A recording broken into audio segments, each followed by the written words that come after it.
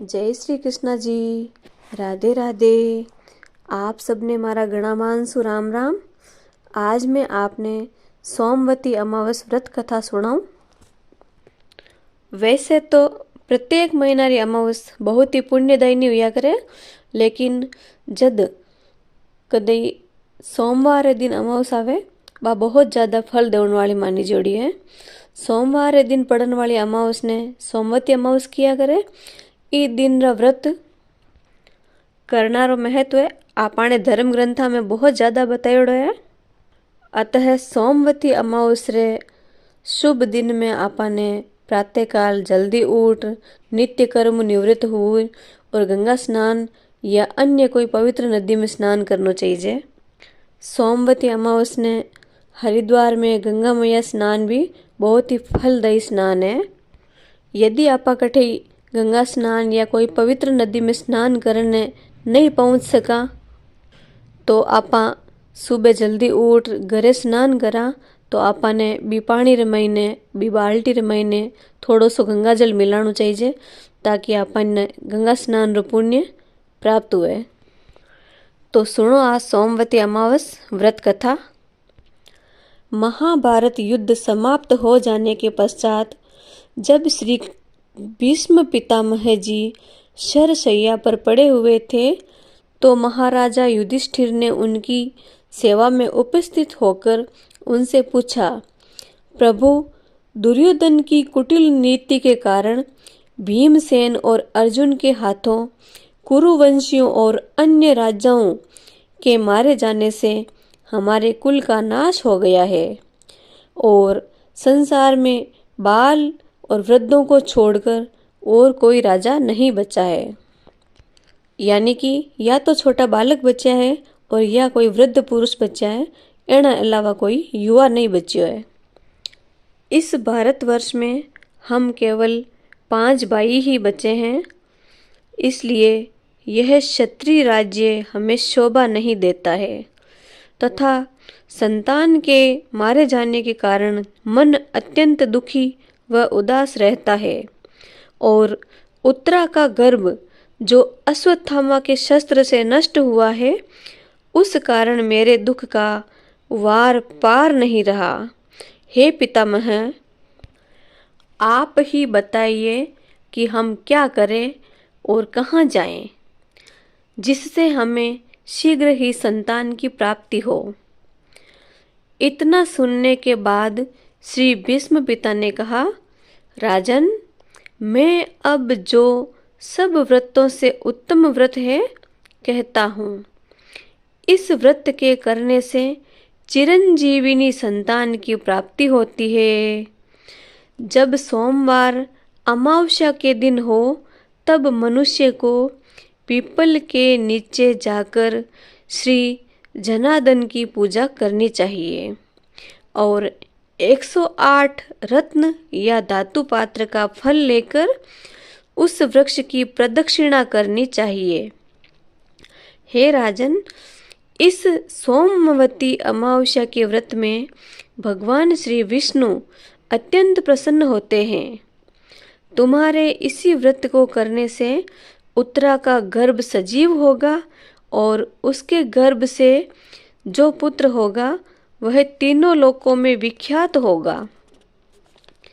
भीष्म पितामह की बात सुनकर युधिष्ठिर बोले, प्रभु, आप इस व्रत की व्याख्या कीजिए और आप वह भी बताइए कि मृत्यु लोक में इस व्रत ने किस प्रकार प्रसिद्धि पाई और यह व्रत यहाँ पर किस किस ने किया और इसके करने से क्या फल मिला। श्री भीष्म पितामह कहने लगे, कांची नामक एक बहुत बड़ा नगर था। उस नगर के राजा का नाम रत्नसेन था। उसके राज्य में प्रजा सुखी थी। कांची नगर में एक देवस्वामी ब्राह्मण रहता था जिसकी स्त्री बहुत ही सुंदर थी। उसका नाम धनवती था।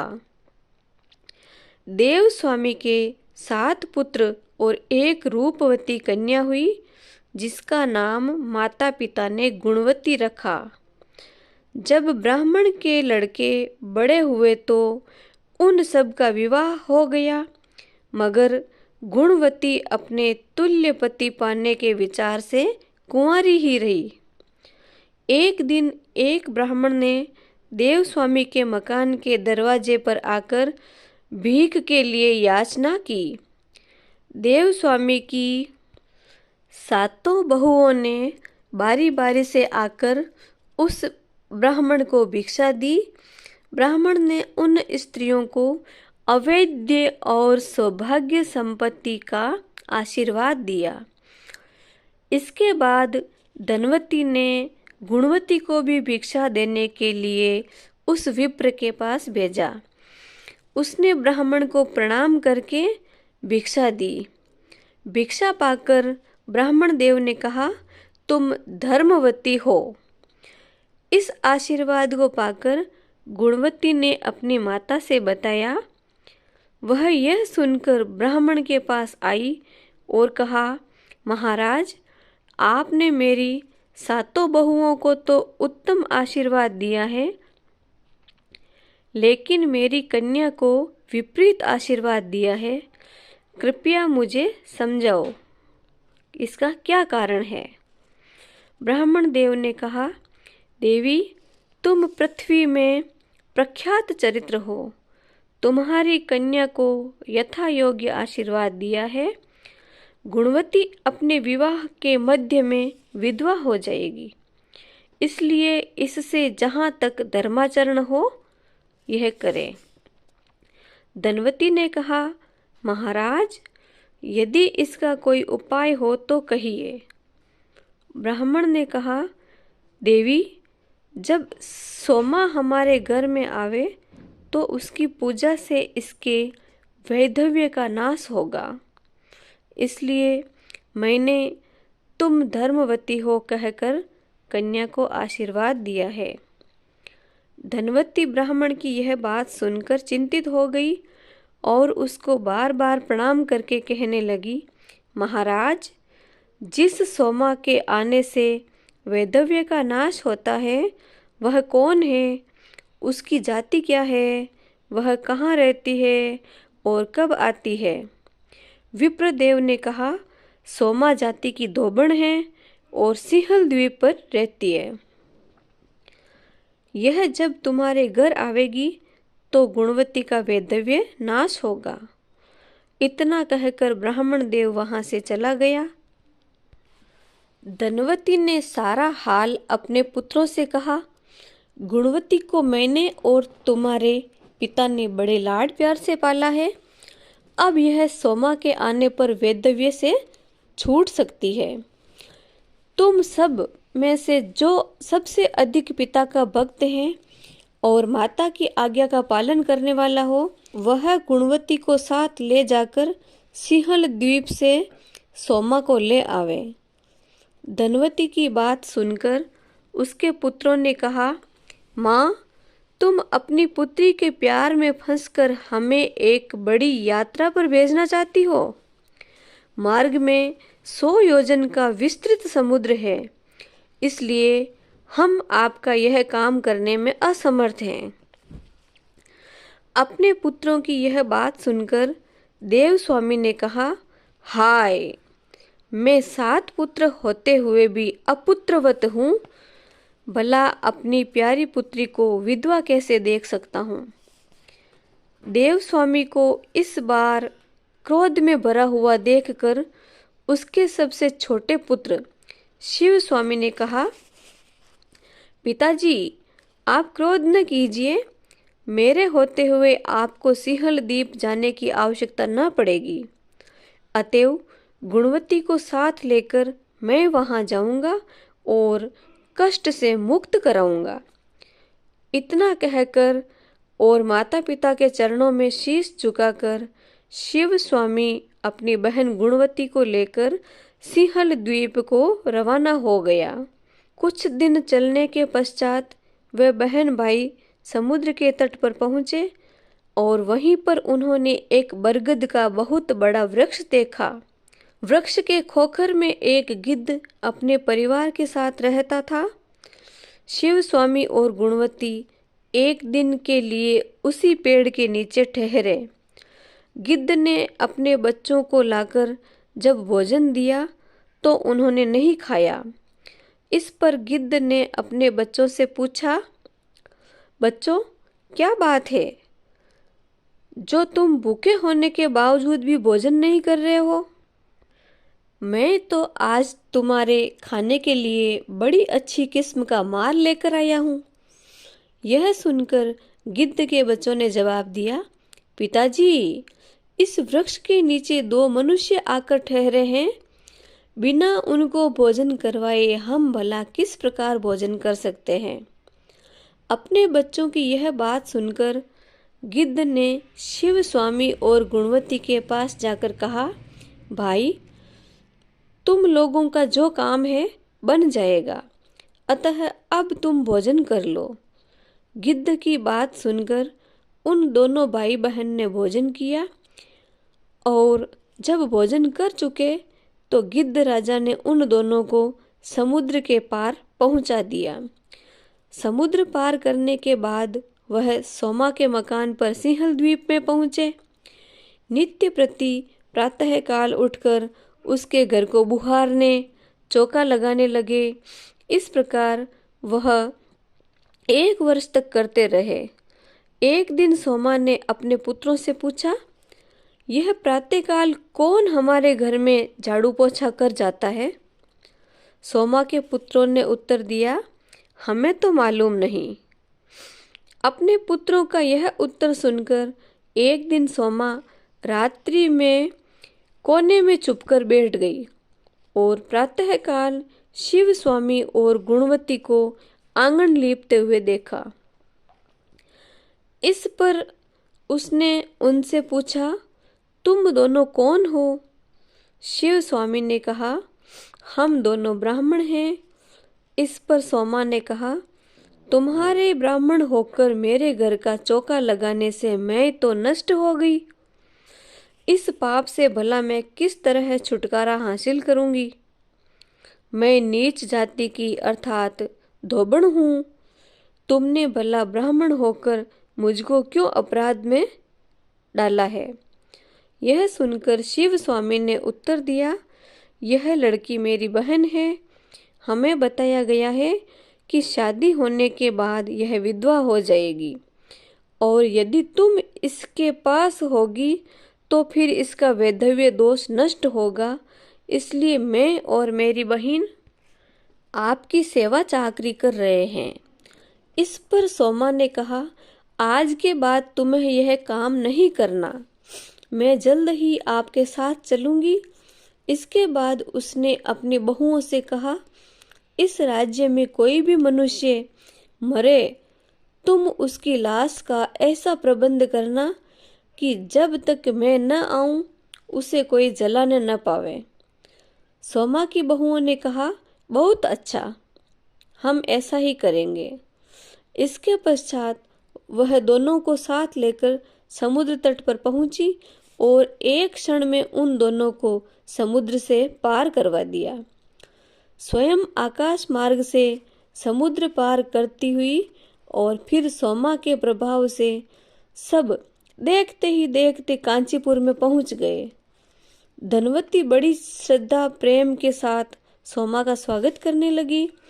इसके बाद शिव स्वामी अपनी बहन के सदृश वर लाने को उज्जैन नगरी में गया और वहां से देव शर्मा ब्राह्मण के पुत्र रुद्र शर्मा को ले आया। उसके साथ गुणवती का विवाह सोमा ने करवाया। शुभ लग्न और शुभ नक्षत्र में देव स्वामी ने रुद्र शर्मा को अपनी कन्या का दान दिया। देव स्वामी का मकान वेद मंत्रों की ध्वनि से गूंज उठा, लेकिन जब भांवर पड़ रही थी तो रुद्र शर्मा मर गया। उसको मरा हुआ देखकर उसके रिश्तेदार सब के सब उच्च स्वर से रोने लगे, लेकिन सोमा चुपचाप बैठी रही और उसने अपने व्रत का सारे का सारा फल धनवती को दे दिया। मृत्यु विनाशक का फल देने से रुद्र शर्मा जी पड़ा और एकदम उठकर बैठ गया जैसे कि सोते से उठा हो। इस तरह विवाह समाप्त होने के पश्चात गुणवती अपने पति के साथ उज्जैन नगरी को चली गई और सोमा भी अपने व्रत का फल देने के बाद हंसी खुशी सिंहल द्वीप पहुंच गई। अब उधर की सुनिए, सोमा के सब पुत्र मर गए। फिर उसका पति और दामाद भी मर गया। मार्ग में आते हुए सोमा के मरे हुए पारिवारिक सदस्यों को जलाने वाली सोमवार युक्त अमावस्या तिथि पड़ी। रास्ते में रुई की गठरी सिर पर रखे हुए एक बुढ़िया को देखा जो कि रोती हुई चली जा रही थी। बुढ़िया ने उससे कहा, पुत्री, मेरे सिर पर रखे हुए भार को उतार दे, फिर मैं भी तुम्हारे साथ चलूंगी। सोमा ने उत्तर दिया, माई, आज सोमवती अमावस है। आज के दिन मूल, तेल और रुई को मैं स्पर्श नहीं करती। जब सोमा तनिक और आगे बढ़ी तो उसे नदी के तट पर एक पीपल का वृक्ष दिखाई दिया। उस वृक्ष के नीचे बैठकर उसने भगवान विष्णु की पूजा अर्चना करके कंकड़ियां लेकर उस पेड़ की 108 प्रदक्षिणा की। श्री भीष्म पितामह ने महाराज युधिष्ठिर से कहा, राजन, जब सोमा ने 108 प्रदक्षिणाएं की तो उसका पति, दामाद, पुत्र सब जी उठे। सब के सब फिर से जीवित हो गए।